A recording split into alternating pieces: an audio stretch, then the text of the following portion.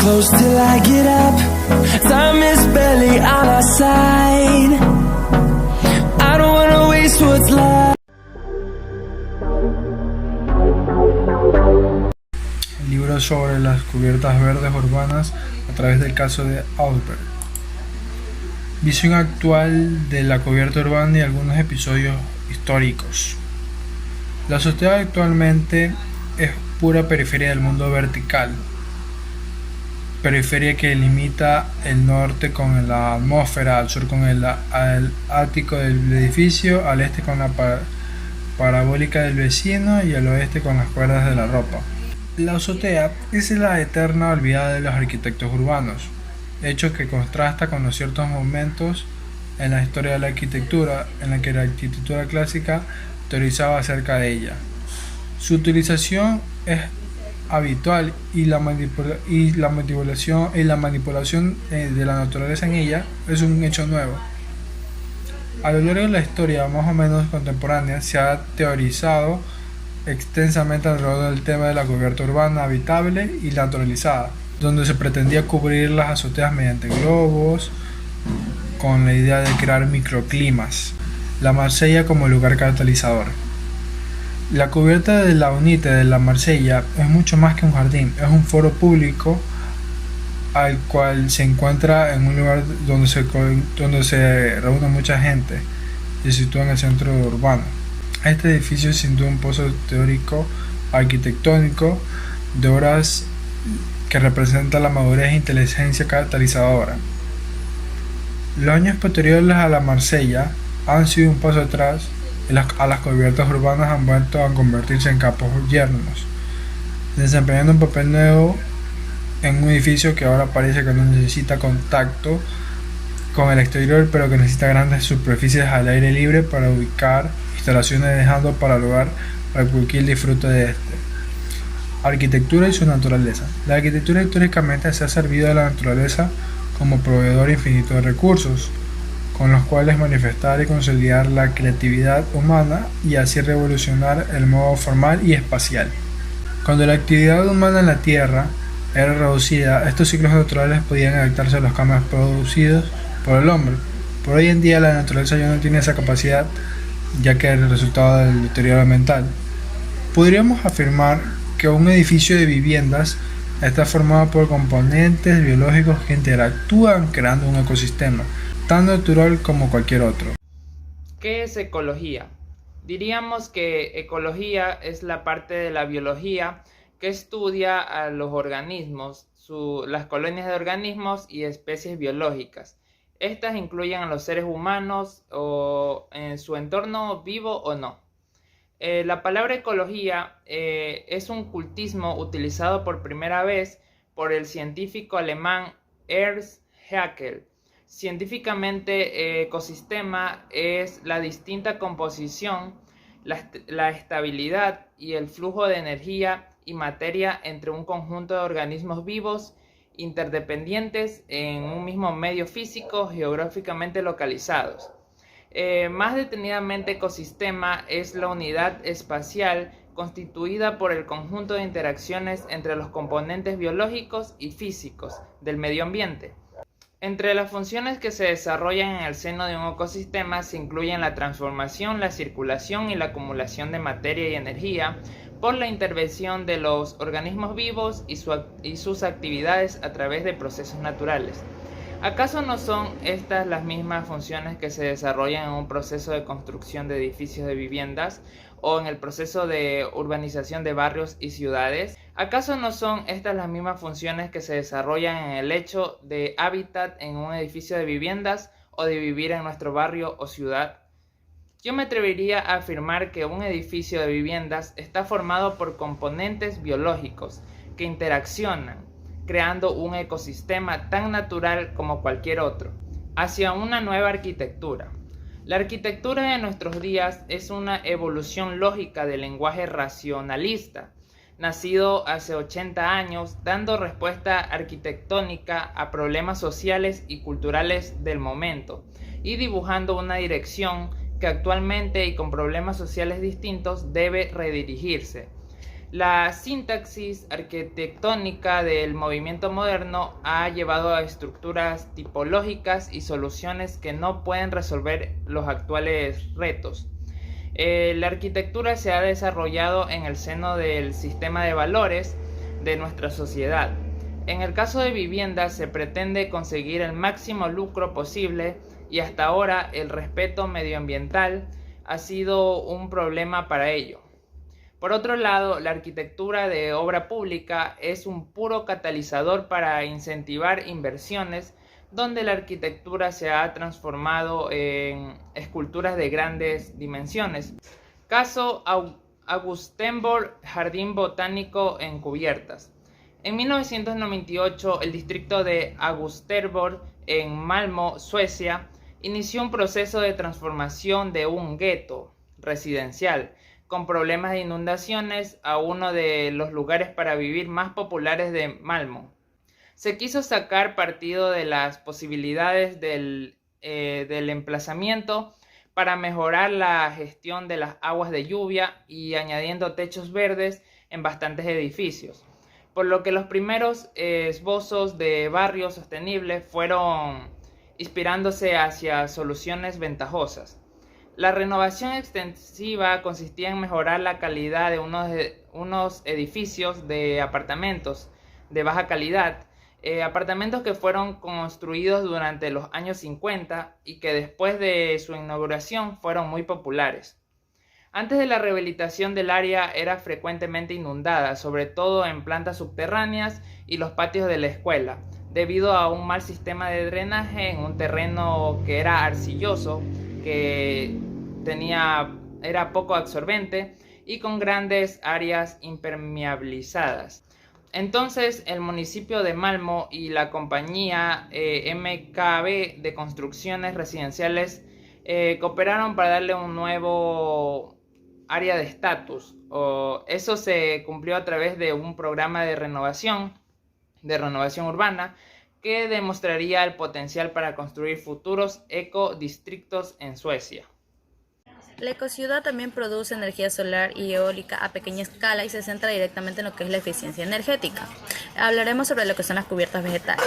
Una consecuencia de nuestra expansión es la reducción de zonas verdes, por el cual podemos proyectar a una manera de recuperar esos espacios verdes por medio de los tejados verdes. Desde el punto de vista medioambiental, nos ayuda a mejorar y recuperar la vegetación en la población. Hablaremos también sobre los tipos de cubiertas verdes en función de su grueso. Este tejado verde tiene dos maneras de representarse, que está por medio del plantado de semillas o traer plantas directamente, buscando un entorno de vegetación estable a largo plazo. El tejado verde de capa sumamente delgada se caracteriza con un espesor, con un tejado de musgo y sedum de 2 a 5 centímetros, pero para hierbas y especies tendrá una de 7 a 15 centímetros, manteniéndole con un control anual. Por el grueso del terreno puede variar entre cubiertas que son extensivas, intensivas y semi-intensivas. Esto se lleva a cabo respetando la naturaleza, buscando ahorrar y provocando impactos positivos para la población. Hablaremos también sobre la evacuación del agua en las cubiertas y del barrio. Las plantas de tratamiento de agua se encargan de filtrar y depurar las aguas urbanas fluviales y residuales.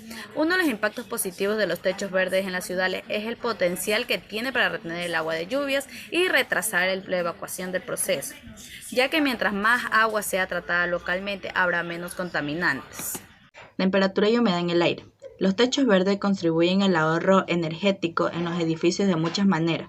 En primer lugar, se reduce la necesidad de enfriar el edificio durante el verano. Un techo de betún negro llega fácilmente a temperaturas de 80 grados centígrados en verano, cuando el techo es protegido con una capa de tierra y plantas que producen sombra. La temperatura de la superficie por lo general no se eleva por encima de la temperatura del aire circulante.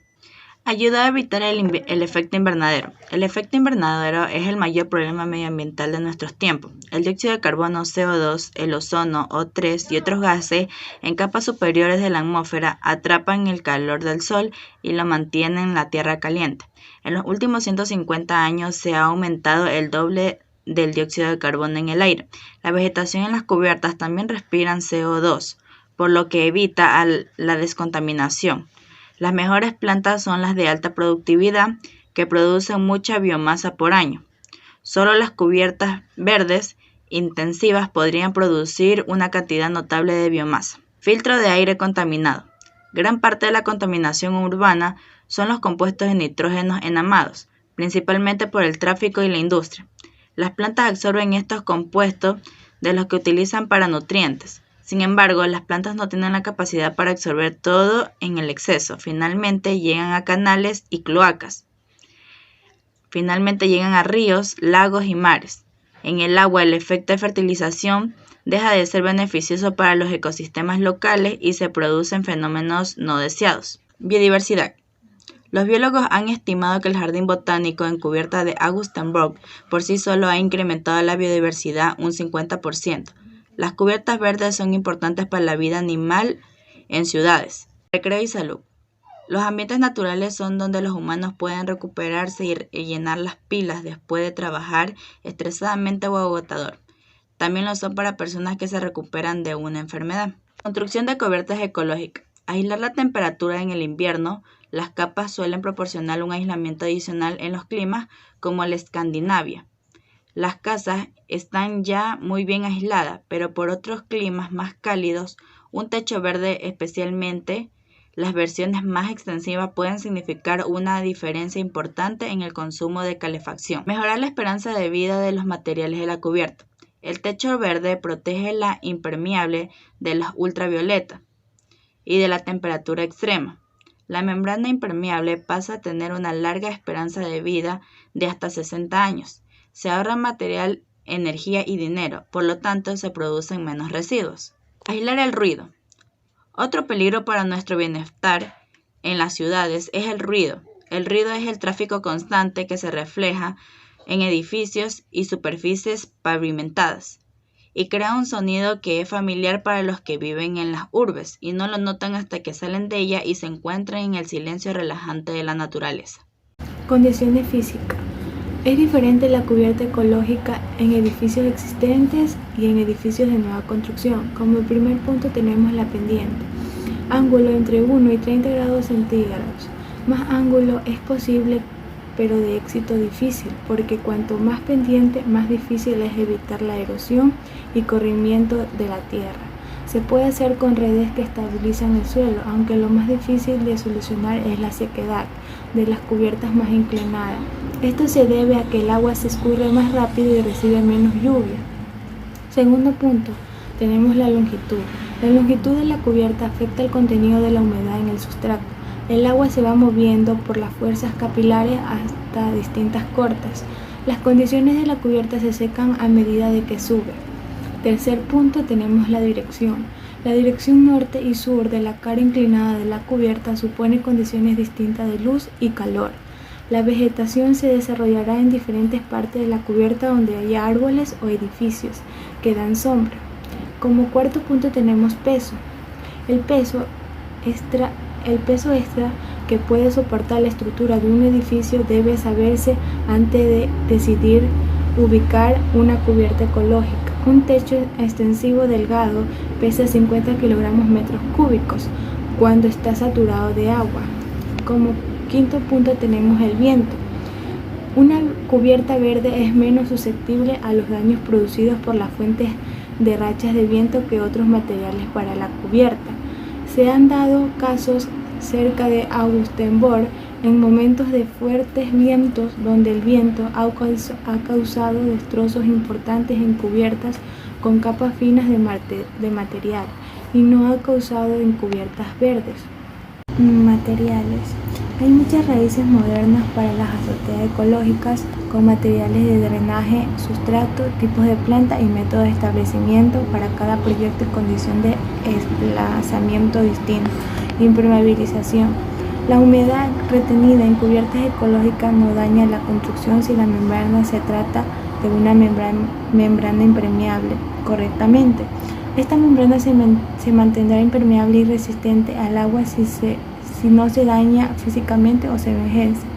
Las principales causas del envejecimiento de la capa de betún son la luz ultravioleta y las temperaturas extremas.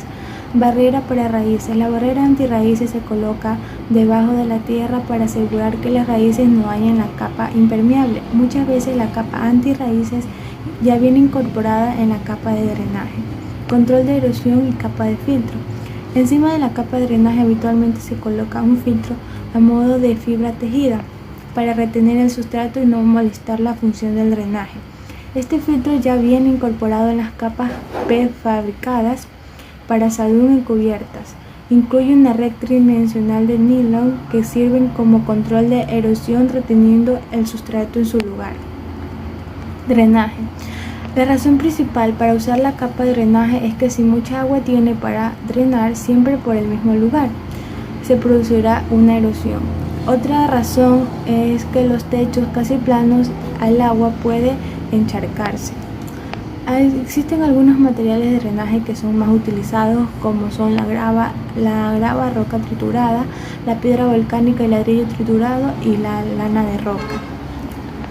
Especies de plantas y establecimiento. Para cada clima se debe escoger las plantas más adecuadas. Los techos extensivos, que por su naturaleza son los más secos, obviamente es importante que las plantas sean tolerantes a la sequedad. Las plantas que se pueden retener el agua durante periodos largos serán las más escogidas.